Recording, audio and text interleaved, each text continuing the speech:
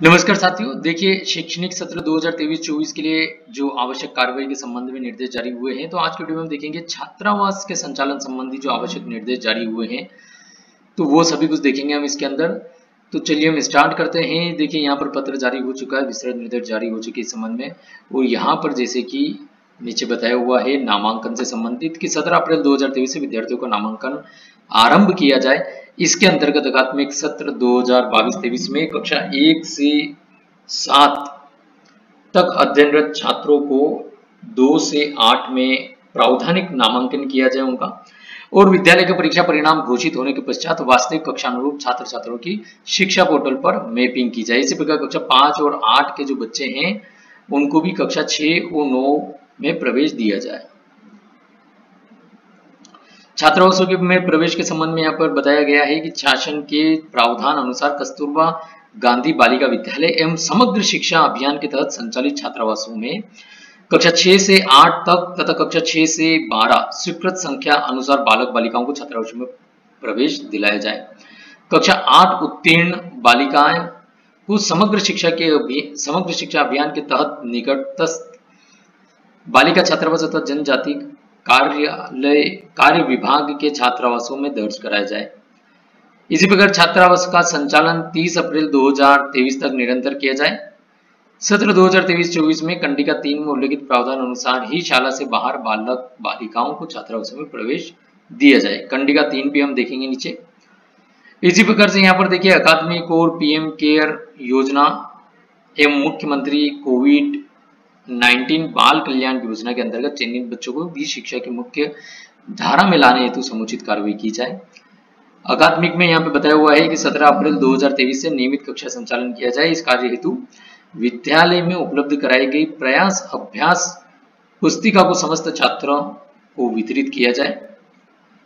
शाला से बाहर एवं पलायन करने वाले परिवार के बच्चों के लिए छात्रावास का संचालन के संबंध में निर्देश बताए हुए हैं यहाँ पर कि समग्र शिक्षा पोर्टल के माध्यम से 6 से 14 आयु वर्ग के ऐसे छात्रों की सूची उपलब्ध कराई गई है जो समग्र पोर्टल पर सत्र 2021-22 में नामांकित थे, परंतु शैक्षणिक सत्र 22-23 में किसी भी कक्षा में मैप नहीं है। इन छात्रों को चिन्हित किया जाए और ग्राम स्तर पर यह जानकारी होती है कि कौन से परिवार अपने कामकाज की तलाश में अन्यत्र चले जाते हैं। ग्रीष्म काल के अवकाश के समय उनके भी परिवार के साथ अन्यत्र चले जाते हैं। निर्धारित समय में परिवार के वापस नहीं आने के कारण उस परिवार के बच्चे अध्ययन अध्यापन में पिछड़ जाते हैं तथा शाला से बाहर हो जाते हैं।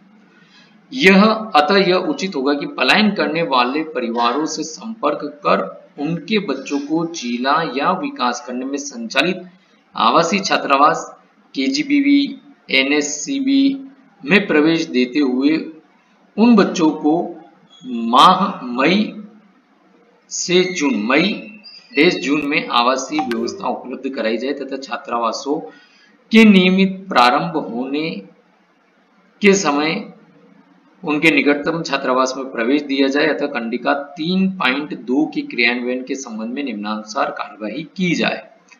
ठीक है, तो अभी तो उनको विकास खंड या जिले स्तर पर जो संचालित आवासीय छात्रावास उनमें प्रवेश दिया जाए। तत्पश्चात जब नियमित छात्रावास के नियमित प्रारंभ होने के समय उनको निकटतम छात्रावास में प्रवेश दिया जाए। इसी प्रकार से कंडिका 3.1 एवं 3.2 अनुसार छात्रावास के संभावित बच्चों को चिन्हित किया जाए। प्रत्येक जिले में अधिकतम 200 छात्र छात्राओं के लिए 50 बालिका और 50 बालक और 150 बालिकाएं छात्रावास का संचालन 1 मई से 15 जून निरंतर किया जाए। इस हेतु जिले के किसी एक बालिका या केजीबीवी छात्रावास एवं एक बालक छात्रावास का चयन किया जाए। इसी प्रकार से सत्र 2023-24 के लिए जिन जिलों के द्वारा आवासीय विशेष प्रशिक्षण केंद्र प्रस्तावित किया गया है उनकी भी सैद्धांतिक सहमति भारत सरकार से प्राप्त हो गई है। अतः प्रबंध पोर्टल पर दर्ज संख्या अनुसार उन बच्चों के लिए 50 सीट की क्षमता के साथ विकासखंड मुख्यालय या अन्य स्थान पर विकासखंड के अंतर्गत विशेष आवासीय प्रशिक्षण केंद्र आरएसटी का संचालन भी 1 मई से प्रारंभ किया जाए।